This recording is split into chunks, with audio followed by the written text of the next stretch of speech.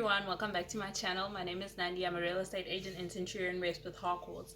Now in today's video, as you can tell from the title, I will be speaking about general knowledge that the first time home buyer should know before considering purchasing a property, because there's a lot that goes into purchasing a property. But before we get into the video, I'd like to ask you to subscribe to the channel and also follow me on social media on the links down below. Now, as I've already mentioned, that I'll be speaking about general knowledge that the first-time home buyer should know before considering purchasing a property, because in a lot of cases I come across people that have no idea that they actually will be paying for the transferring costs, people that don't know about occupational rent and stuff like that. So it's important to do your research before purchasing your property, because I mean, in today's world we have information at our fingertips, so it's just easy to go onto Google or Private Property or Property 24 to go and find stuff like this out, because I mean, purchasing property is a huge investment, so it's important that you do your homework on everything that has to do with purchasing property. So a lot of people think that purchasing property is just the purchase price, and there's a lot more that goes into purchasing property financially than just the purchase price. So hence I am here to give you all this information, or to help you in starting your research journey about purchasing property, because you don't want to purchase property today and celebrate and find out, oh, there's actually $500,000 more that I have to pay. I'm just joking, but there's actually a lot more that I have to pay than just the purchase price. So go and do your research, but first watch this video and then your journey can start from here. So first of all, I'm going to talk about transferring a property. I had a conversation with a lady the other day, when was it, yesterday. She's looking to purchase property, and it was scary for me. She had no idea that she had to pay for transferring costs and all of that. She literally just thought it was just going to the bank, getting a loan, and the bank transferring the money to the seller. No, it doesn't work that way. It's not that simple. She even said at the end of the conversation, it's not as easy as she thought it was.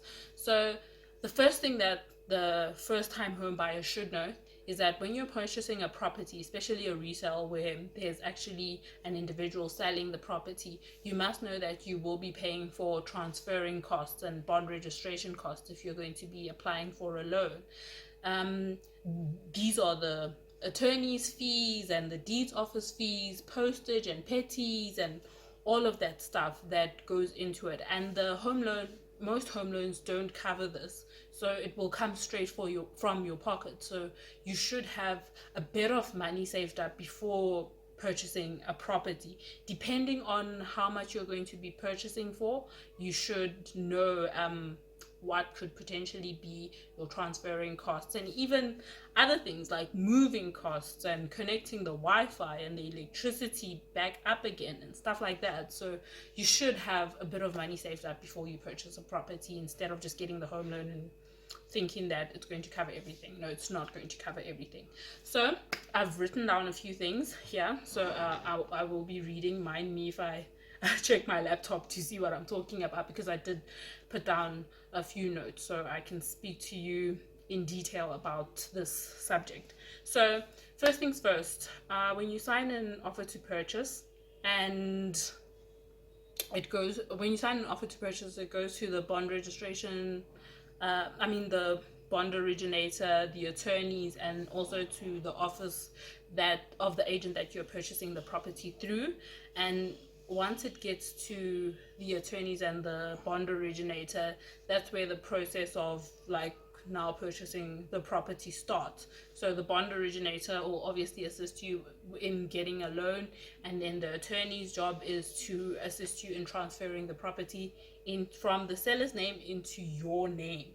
Now, these are the costs that are involved in bond registration, transferring costs. And if you want to move into the property before it's registered under your name, occupational rent.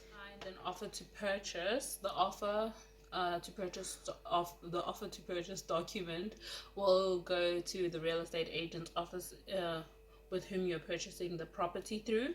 It will go to a bond originator who will help you in applying for a home loan, and it will go to the attorney who will be transferring the property into your name. Now, I've written down a list of the costs involved when it comes to bond registration costs and transferring property transfer costs. I'm going to start with the bond registration costs. So, the bond registration costs include the following. It includes conveyances fees. These fees are for the registering bond attorneys who will get your bond registered over the title deed. This amount varies. Well, it depends on your home loan amount and is payable once off before the registration takes place. And then we have postage and petties. Now, this is a small amount that the registering bond attorneys fees law firm will charge for, well, transporting the documents, well, sending them to you, to the real estate agent, to the bank, and so on and so forth. They charge a small fee for that. It's normally a fixed amount depending on which law firm you will be working with. And then we have the deeds office registry fee. This fee is charged by the deeds office for the legal registration of your mortgage bond. This fee is also payable once off before the registration takes place. Now, those are the three things that are included in bond registration costs. These will be paid for by the purchaser if you are applying for a home loan. Now we're moving on to the property transfer costs. So this is what the property transfer costs include, which also includes one of my favorite. I've been getting a lot of questions on this ever since the minister mentioned that properties that are R1,000,000 and less are no longer subjected to transfer duty. I got a lot of WhatsApp messages. A lot of people thought that the minister said that they weren't going to pay transfer costs at all. No, he just means that you won't be paying for what I'm about to mention now. You will be paying for what I previously mentioned with the bond registration costs if you are applying for a home loan. If you are buying a property cash, you will only be paying for what I'm about to mention next. Property transfer costs also consist of three things. There is transfer duty. This is a government tax levied to transfer the property from the seller's name to the buyer's name. The amount of the transfer duty will also depend on the purchase price of the property. Transfer duty is not applicable if you're purchasing a property from a VAT registered vendor. So this happens a lot with new developments because the developer is a VAT registered vendor. The VAT is normally included in the purchase price, so you won't have to pay transfer duty. Instead, you'll pay VAT, which is already included in the purchase price. A lot of people will think that with new developments you don't have to pay transfer costs and all of those costs have been factored into the purchase price, so that's why it's a lot easier for a lot of people to rather purchase new developments than resales. You still do pay for the transferring costs and all of that. It's just that it's already included in the purchase price instead of you having to pay for it separately like with a resale. So that is another thing. I was at the transfer duty. Transfer duty is tax levied by the government to transfer the property from the seller's name to the buyer's name. And then we also have conveyances fees here. This is the fee for the services of the transferring attorney who get the property registered in your name. The amount also varies depending on the purchase price of the property. It's also payable before registration takes place. All of what I am mentioning is payable before registration takes place.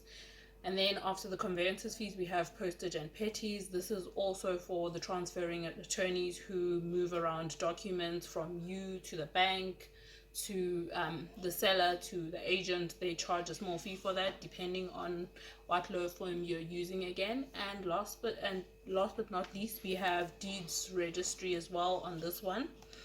This fee is charged by the deeds office for the title deed and legal transfer and registration of your new home into your name.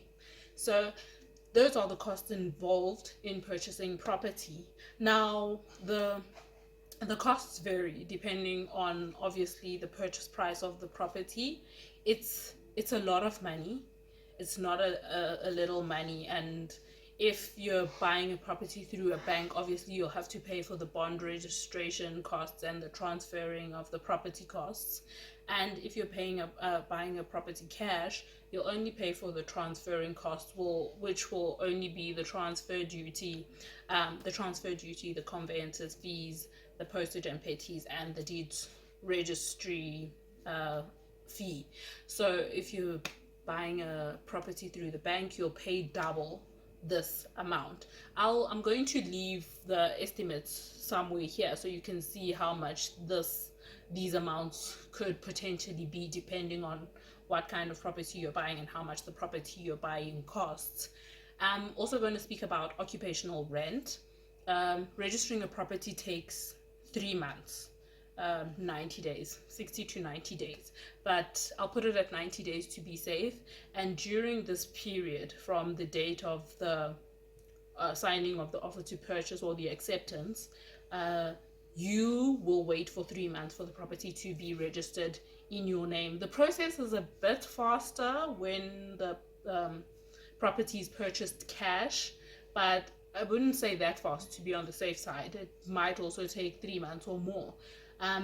So if you prefer to move into the property and take occupation before the property is registered under your name, you will be expected to pay what we call occupational rent.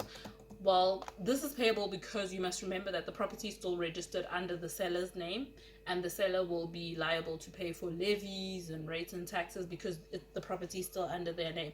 Hence, if you choose to move in before the property is registered under your name, you will have to pay for occupational rent.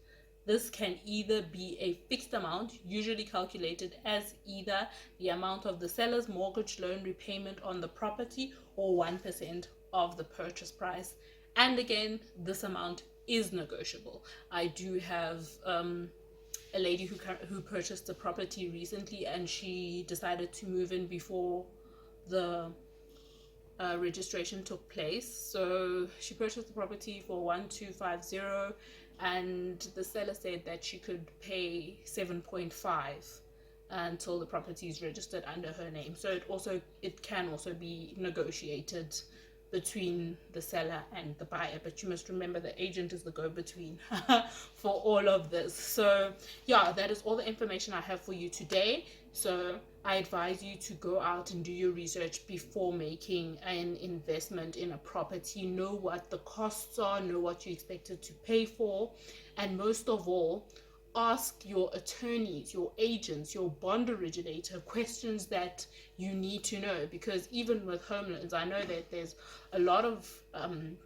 costs that go into a home loan: initiation fees, home loan home insurance, and all of that. So it's important to do your research, ask questions. We are here to help you, so don't be afraid of asking your agent or your lawyer or the bond originator any kind of question, because it's important for you to be well informed. I mean, at the end of the day, for the sale to go smoothly. So always make sure that you ask questions and do research before purchasing property.